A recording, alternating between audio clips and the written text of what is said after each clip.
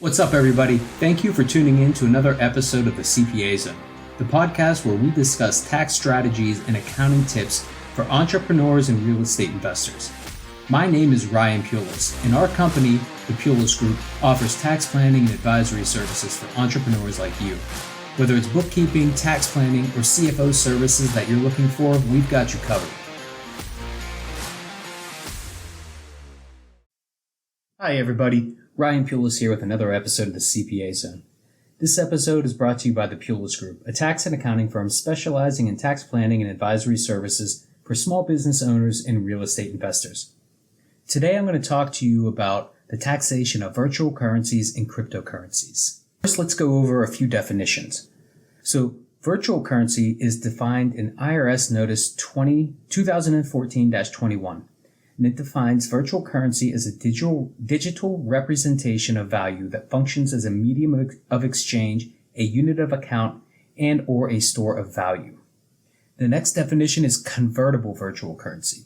This is defined as a virtual currency that has an equivalent value in real currency, such as Bitcoin. Bitcoin has a value that's expressed in US dollars.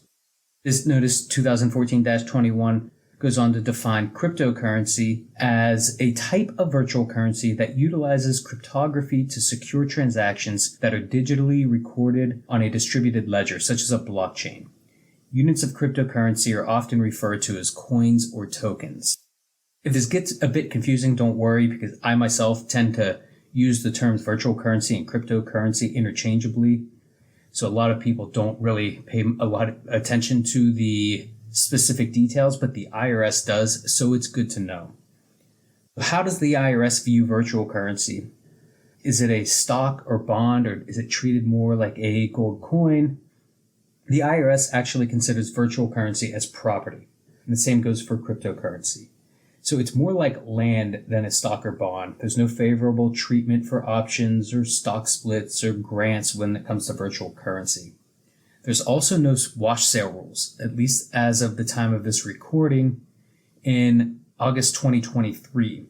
The Build Back Better Act was set to change that and make virtual currency subject to the same wash sale rules that apply to stocks, but that didn't end up passing, at least not in that form. So currently there's still no wash sale rules. At some point, it might be a safe bet to say that wash sale rules will apply to virtual currency and cryptocurrencies. But at this point, you don't have to worry about that. So virtual currency is also not treated as a currency. There's no foreign currency gain or loss to deal with. There are tax consequences when virtual currency is sold or exchanged, or whenever it's used to purchase and pay for goods and services. So how's it taxed? Is it ordinary income, capital? Well, that depends. If the virtual currency is a capital asset in the hands of the taxpayer, then the gain or loss is capital. Short-term capital gains are taxed just like they're taxed at ordinary rates. So short-term capital gains are capital assets owned 1 year or less, and long-term capital gains are owned for more than 1 year, which are taxed at lower preferential rates, generally 15 or 20% depending on income level. Sometimes you can get a 0% capital gains rate. So generally assets held for investment are capital assets. If you're buying Bitcoin to hold for appreciation purposes and you're not spending it, that's a capital asset. So it's generally going to be subject to the capital gain and loss rules and tax rates. Inventory and other properties sold to customers in a trade or business are not capital assets, and that will result in ordinary income. So if you own virtual currency as an investment, you have a capital asset. If you sell goods or services in exchange for virtual currency, then you're dealing with ordinary income. And that income is equal to the fair market value of the virtual currency at the time of sale. So how do we determine the fair market value? When virtual currency is sold, exchanged, used to purchase goods or services, or otherwise converted, the fair market value of the virtual currency at the date of disposition becomes the selling price. When a taxpayer receives virtual currency in exchange for goods or services, the taxpayer must include in gross income the fair market value of the virtual currency as of the date of the transaction. So if the virtual currency is listed on an exchange established by market supply and demand, such as Coinbase, you can use the exchange rate as of the date of the transaction. You must use a reasonable manner that's consistently applied. So you can't go shopping different exchanges. You want to stay consistent with how you're applying your rates. You can't pick and choose. So let's look at a couple examples. Example 1. Herein buys $1,000 of Ethereum in 2017. He sells it for $3,000 in 2020 and reports a $2,000 long-term capital gain on his 2020 tax return. Example 2. Jon Snow owns Castle Rock microbrews, which sell craft beers for $10 a pint. He accepts USD or Bitcoin. In this case, Jon sells 1 pint while Bitcoin's equal to $50,000, and he receives 0.0002 Bitcoin. John has $10 in ordinary income from the sale. 1 month later, when the Bitcoin's equal to $60,000, John exchanges his 0.0002 Bitcoin for USD. He'll have a short-term capital gain of $2. So that's 0.0002 times 60,000, which equals $12. Minus from that the 10,000 from the original pricing when he received the Bitcoin, when it has valued at 50,000, that gives us a difference of 2. So his $2 is a short-term capital gain. So you can see that it's similar to selling goods for cash, except you have to determine the market value of the Bitcoin in USD at the time of sale, and you have taxable gain or loss later when exchanging or using that Bitcoin. So now let's talk about mining and staking. You may have heard of mining cryptocurrency. A simple way to think of that is the creation of new coins or blocks on a blockchain. Virtual currencies compensate those who use their computers and knowledge to record and track the blockchain transactions. Usually this is performed by solving complex computational math problems. The taxpayer can program their computers to solve these problems and receive payment in the form of virtual currency. This generates taxable income. If you're doing this on a regular and continuous basis, the activity will rise to the level of a business, and you'll also be subject to self-employment tax. That's Social Security and Medicare taxes. If the activity is only a hobby, then it's taxed at ordinary rates, but there's no self-employment tax. So the fair market value of virtual currency on the date of receipt is the amount included in income. Future sales of the virtual currency will be taxed as capital gains, either short-term or long-term, depending how long you've held the virtual currency. Staking is similar to mining in a way. It's a way of earning a percentage rate rewards for holding certain virtual currencies. So you're not creating new currency, but you're holding existing virtual currency. I guess it's more close to interest income. So and it's also taxed like interest income at ordinary rates. Sometimes staking will give you rights to mine virtual currency rather than rewarding with your interest rate. So maybe you are allowed to mine rather than being paid interest. So that's why I kind of lump it in here with the mining activities. Yeah, if you are given the rights to mine, then you want to refer back to what we were just discussing with the mining information a few minutes ago. But without getting too far in the weeds, the reason some cryptocurrencies pay you to hold your coins is because the blockchain puts them to work performing proof of stake verifications. Ethereum's one of the popular coins that uses the proof of stake verification method. It's how they ensure transactions are verified and secured without a bank processor in the middle.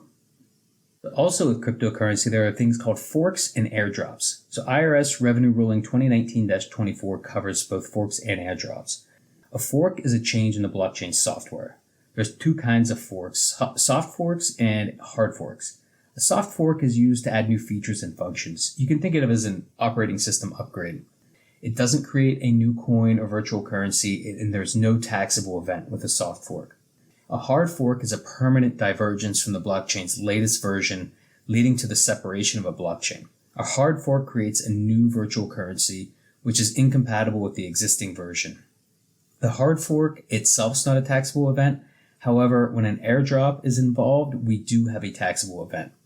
So airdrops are rewards of virtual currency as a result of a hard fork or as a way of gaining attention and new followers to build a larger user base. So it's a way to market the coin. So airdrops are taxable events. They're taxed on the fair market value as of the date of receipt or constructive receipt. So taxpayer must be able to exercise dominion and control over the airdropped coins or tokens before they're included in taxable income. Sometimes an airdrop occurs in a wallet that's not set up to hold new coins. In this case, the taxpayer cannot sell or exchange new coins, therefore has no dominion or control and no taxable income. The taxable income will come later when they're actually able to access those coins. Most digital wallets, such as Coinbase, will report your transactions and allow you to download a CSV file or some other file that can be opened in Excel. There are several different softwares available that let you aggregate all your virtual currency activity across multiple wallets. This becomes very helpful when you need to report your income for tax purposes. So this really becomes helpful if you have a lot of activity track, you're using multiple wallets, you want to use one of the aggregator tools, and many of them will even produce the IRS form 8949 with all the required stock sales details for you, not stocks, virtual currency sales details for you, the proceeds and the gains and losses. You can attach this to your tax return or give it to your tax preparer to do so to help summarize all the transactions. If you're paying someone to prepare your return, this is going to save them a lot of time, which saves you money. Two examples of software like this. One's Zenledger, and another I've seen and used is called Coin Tracker. They'll pull everything together for you and produce that form 8949. So your virtual currency sales are reported on Form 8949 in Schedule D, the same place you report sales of stock transactions. So the IRS doesn't treat them exactly the same as stocks. However, the sales are reported on the same forms, Form 8949 in Schedule D. So the IRS uses a default reporting method of FIFO, first in, first out, to determine your cost basis. So basically the first coins you buy will be the first you sell. However, you can choose to use specific identification to report your sales if you have the appropriate level of detail. And that means, I bought this particular Bitcoin and I'm selling this particular Bitcoin, and you can track the basis that way. It may give you a better result. The LIFO method, last in, first out, is not allowed. The IRS does not allow you to use that to report your sales. So it's either the first in, first out, which is most common in the default, or specific identification. There are also reporting requirements for W-2s, 1099s, 1099 NECs, 1099Ks, that apply to payments you made with virtual currency, just like if you were paying with cash. So if you pay employees in virtual currency, you have to report that on W-2s. If you're paying contractors on 1099s, you have to report the value on the 1099s. And they're also subject to the same withholding tax rules. You are required to withhold taxes on earnings to employees on a W-2, just as if you're paying them in US dollars. So let's touch on how you report certain virtual currency transactions. So the sale or exchange of virtual currency for USD or other fiat currency gets reported on Form 8949. These are virtual currencies you've held for investment. So this applies whether you sold them outright or if you traded one virtual currency for another, like Bitcoin for Ether, or if you spend your virtual currency on goods and services. You've been holding these virtual currencies and now you go out and spend them. You're disposing of them, so you're going to report the gain or loss on Form 8949. If you're being paid for staking, then generally going to report that on Schedule B, just like interest. Remember we talked about staking, that's when you get paid a rate to hold on to certain virtual currencies. The IRS hasn't really given direct guidance on this, but it seems the most logical, and it's subject to ordinary income taxes. So we've been reported on Schedule B. Income from an airdrop's another somewhat unclear area. So what we do is report it as other income on Schedule 1.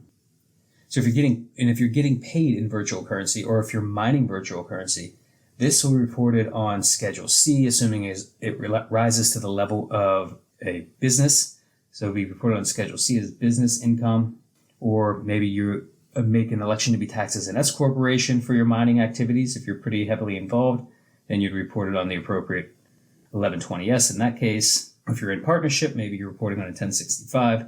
So it really depends on how your business entity is structured when you get to the point where you're in a business entity running some of these activities. If you're paid in virtual currency as an employee and it's reported on W-2, then you report that on your tax return just as any other W-2. You do not have to report moving virtual currency from one wallet to another. That is not considered a sale. You're just taking it from one spot of storage to another. So no taxable event there. So to recap, the IRS views virtual currency as property. Virtual currency can be taxed at ordinary rates, included in self-employment income, or be treated as capital gains and losses, depending on the circumstances underlying the transactions. The fair market value of the virtual currency on the date of receipts used to determine taxable income and or your cost basis. There are numerous taxable events involving virtual currency. There's sales, payment for goods and services, mining, staking, airdrops, trading. You really need to know how to report each of those. That about does it for this episode. If you found value in this podcast, please like and subscribe. And until next time, have a great day. Thanks for listening, and I hope you found something valuable that you can take away. We are taking on new clients, and if you'd like to work with us, then go to our website and fill out the client intake form on our contact page. This can be found at thepulisgroup.com/contact. That's ThePulicegroup.com/contact.